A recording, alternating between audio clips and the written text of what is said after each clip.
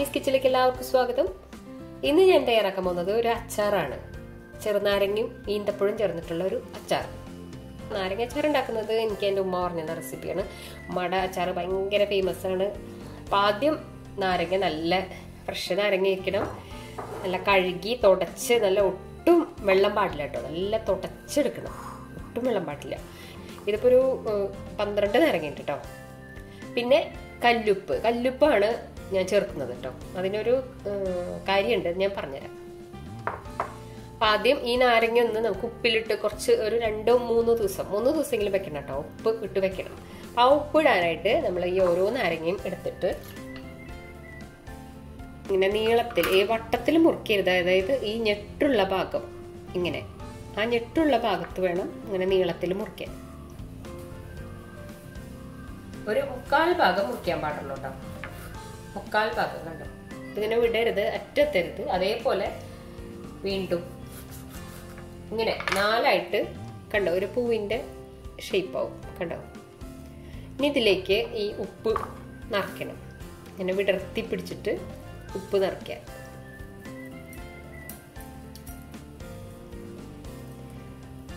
കണ്ടോ, ഇതാണ് ഇതിന്റെ കണക്ക്. ഒരു നാരങ്ങയ്ക്കുള്ള ഉപ്പാണിത്. ഇതാണ് കണക്ക്. ഇത് പഴയ കണക്കാണ് കേട്ടോ, ഉമ്മ പറഞ്ഞെന്ന കണക്കാണ്. ഇത് കറക്റ്റാണ് ആവാറ്. ഇതുപോലെ എല്ലാം ചെയ്ത് വെക്കാം. ഇനി ഇത് ഉപ്പ് നിറച്ചിട്ട് ഇത് ഒരു 3 ദിവസം വെക്കാനുണ്ട്. അപ്പം അതിനായിട്ട് ഇതുപോലുള്ള മൺപാത്രം അല്ലെങ്കിൽ ചില്ല് പാത്രങ്ങളാണ് നല്ലത്. ഈ മെറ്റലൊന്നും, ഈ പുളിയുള്ള സാധനങ്ങൾ വെക്കാൻ ഒരിക്കലും മെറ്റൽ ഉപയോഗിക്കാതിരിക്കുന്നതാണ് നല്ലത് കേട്ടോ. അത് ആരോഗ്യത്തിന് നല്ലത് അതാണ്. അപ്പം ഇതുപോലുള്ള ഒരു പാത്രത്തിൽ എല്ലാം അടക്കി വെക്കുക. ഇങ്ങനെ നേരെ തന്നെ വെക്കണം കേട്ടോ. ഇങ്ങനെ കമഴ്ത്തി വെക്കരുത്, ഇങ്ങനെ തന്നെ വെക്കണം. ഇനി ഇതുപോലെ എല്ലാം ചെയ്തെടുക്കാം.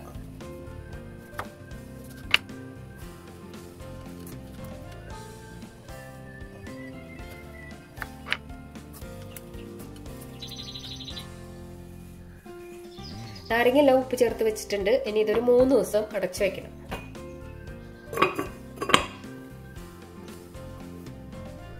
നാരങ്ങ ഉപ്പിലിട്ടിട്ട് 3 ദിവസമൊക്കെ കഴിഞ്ഞിട്ടുണ്ട്.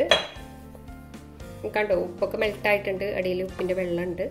ഉപ്പ് നിറയ്ക്കുമ്പോൾ പ്രത്യേകം ശ്രദ്ധിക്കണം, ഫുൾ ടൈറ്റായിട്ട് ഉപ്പുകല്ല് നിറയ്ക്കരുത്. അപ്പോൾ ഭയങ്കര ഉപ്പാവും. ഇനി ഇത് എന്താ ചെയ്യേണ്ടതെന്ന് വെച്ചാൽ ഇത് ഓരോ പീസായിട്ട് ഇങ്ങനെ കട്ട് ചെയ്തെടുക്കാം. കട്ട് ചെയ്യാനായിട്ട് ഞാൻ ഇവിടെ ഒരു കട്ടിംഗ് ബോർഡ് എടുത്തിട്ടുണ്ട്. ഇതും ഒട്ടും വെള്ളം പാടില്ല കേട്ടോ, നല്ല ഉണങ്ങിയതായിരിക്കണം. അതുപോലെ മുറിക്കാൻ പോകുന്ന കത്തിയും അതെ, ഒട്ടും വെള്ളം പാടില്ല. പിന്നെ ഇത് നമുക്ക് ഇങ്ങനെ പിടിച്ചെടുക്കാം. ഇത് വേണമെങ്കിൽ ഇങ്ങനെയും കൂടെ കട്ട് ചെയ്യാം കേട്ടോ. ഇഷ്ടമുണ്ടെങ്കിൽ ചെയ്താൽ മതി, അല്ലെങ്കിൽ ഇങ്ങനെ തന്നെ ഇടാം വലിയ പീസസ് ആയിട്ട്.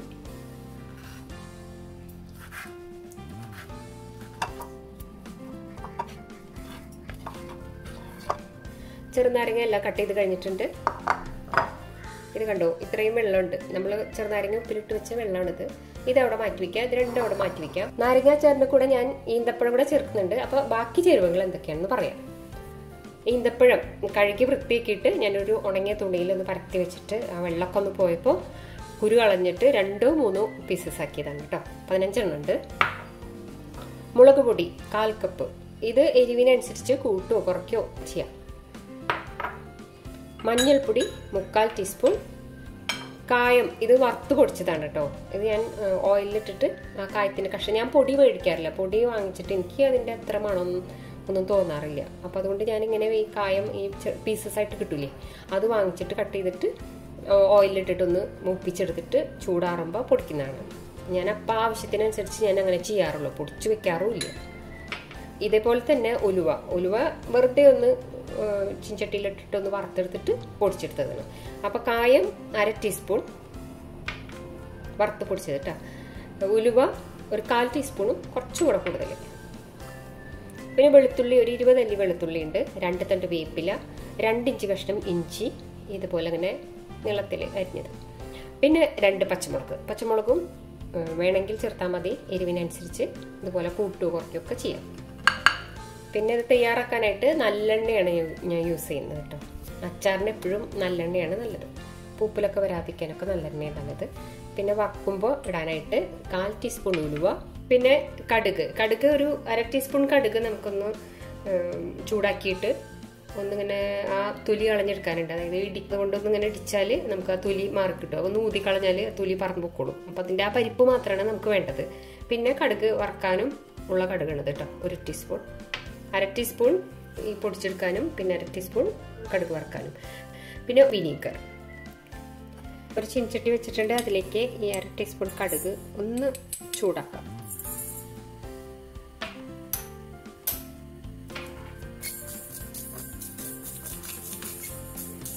ചൂടായിട്ടിട്ട് ഇത് ഓഫ് ചെയ്യാം. അച്ചാർ തയ്യാറാക്കാനായിട്ട് ഞാൻ ഇതുപോലൊരു മൺചട്ടിയുടെ ഒരു ചീൻചട്ടിയാണിത്. ഇതിലേക്ക് ഒരു 3 ടേബിൾ സ്പൂൺ നല്ലെണ്ണ ഒഴിച്ചു കൊടുത്തിട്ടുണ്ട്. എണ്ണ ചൂടായിട്ടുണ്ട്. ഇതിലേക്ക് ആദ്യം ഈ ഈന്തപ്പഴം ഒന്ന് വഴറ്റിയെടുക്കാം.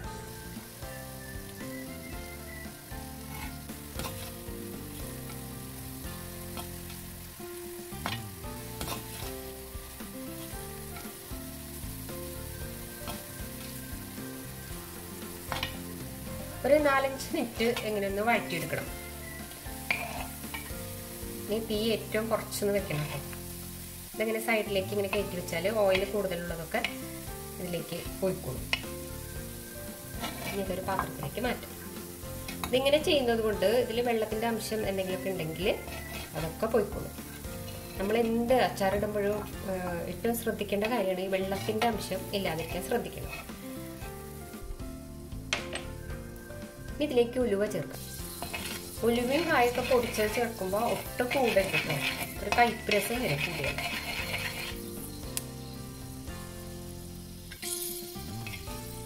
ഉലുവ എല്ലാം പൊട്ടിക്കഴിഞ്ഞു. ഇനി കടുക് ചേർക്കാം.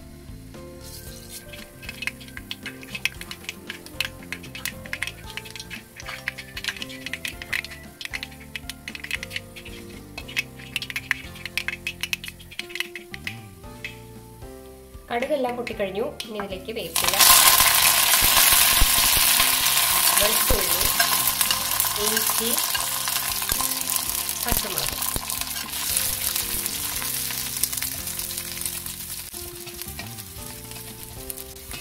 അച്ചാറിടുമ്പോൾ ഇതുപോലെ ഒന്നില്ലെങ്കിൽ മൺപാത്രങ്ങൾ അല്ലെങ്കിൽ സ്റ്റീൽ പാത്രമായാലും ഓക്കെയാണ്.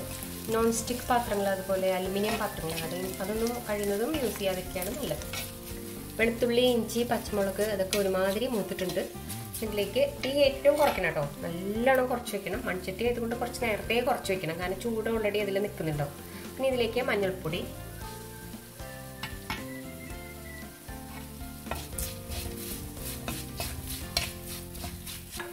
മുളക് പൊടി, ഇതിലേക്ക് നാരങ്ങ ചേർക്കാം.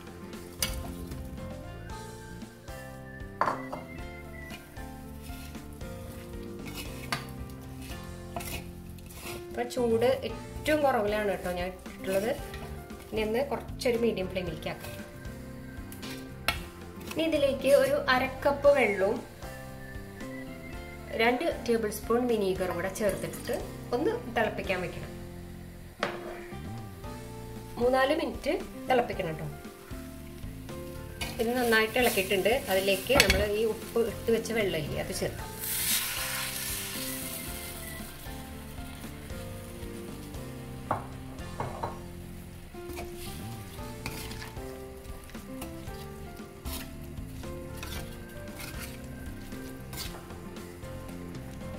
നന്നായി ഇളക്കിയതിന് ശേഷം ഒരു 4-5 മിനിറ്റ് ഒന്ന് വേവിക്കണം. ഈ ചെറുനാരങ്ങ ആ വെള്ളത്തിൽ കിടന്നിട്ട് വേവണം. വേറെ പച്ചവെള്ളമൊന്നും ചേർക്കരുത് കേട്ടോ. ഇത് ലോ ഫ്ലെയിമിലാക്കിയിട്ട് ഒരു 4-5 മിനിറ്റ് കുക്ക് ചെയ്യാം.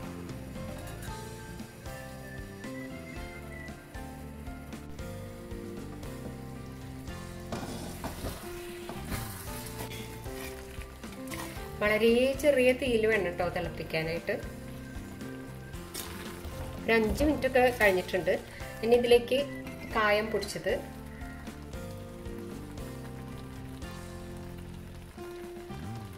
ഒരു ടീസ്പൂൺ കടുക് പൊടിച്ചത്, പിന്നെ ഉലുവ പൊടിച്ചത്,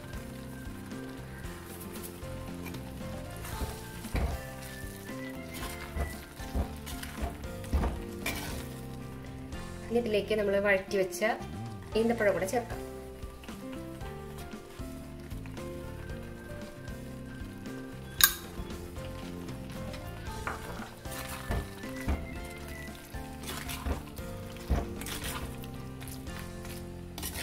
അപ്പോൾ ഇത് കുറച്ച് ഇങ്ങനെ തിക്കായിട്ടിരിക്കുന്നുണ്ട്. അപ്പോൾ നമ്മൾ നേരത്തെ തിളപ്പിച്ച് വെച്ചില്ലേ, വിനീഗറും വെള്ളം കൂടെ തിളപ്പിച്ച് വെച്ചത്, അതും കൂടെ ഞാൻ ചേർക്കുന്നുണ്ട്.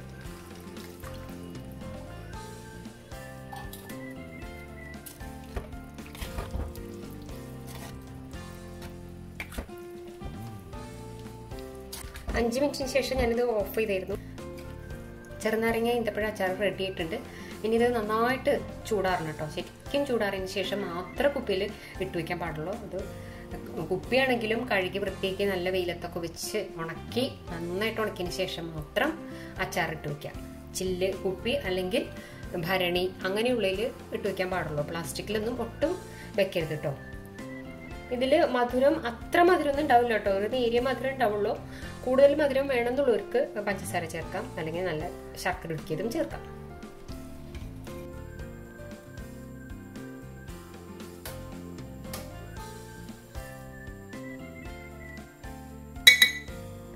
അപ്പോൾ ഇത് കുപ്പിയിൽ ഇടുന്നതിന് മുമ്പ് ഉപ്പ് എല്ലാം കറക്റ്റ് ആണോ നോക്കണം കേട്ടോ. നല്ലൊരു സ്മെല്ലാണ് വരുന്നത്, നല്ല അച്ചാറിൻ്റെ ഒരു സ്മെല്ലില്ലേ. ആ പുളിയുടെ കൂടെ ആ കുറച്ച് ഈന്തപ്പഴത്തിൻ്റെ മധുരവും, ചിലർ നല്ലോണം മധുരം ഇടും കേട്ടോ, പഞ്ചസാര ശർക്കര അങ്ങനെയൊക്കെ നല്ലോണം ഇടും. ഞാനിപ്പോൾ അത്ര ഇട്ടിട്ടൊന്നുമില്ല. അപ്പോൾ ആവശ്യമുള്ളവർക്ക് അതൊക്കെ കൂടുതൽ ചേർക്കാം കേട്ടോ. ഒരു പ്രത്യേക ടേസ്റ്റാണ് അത്.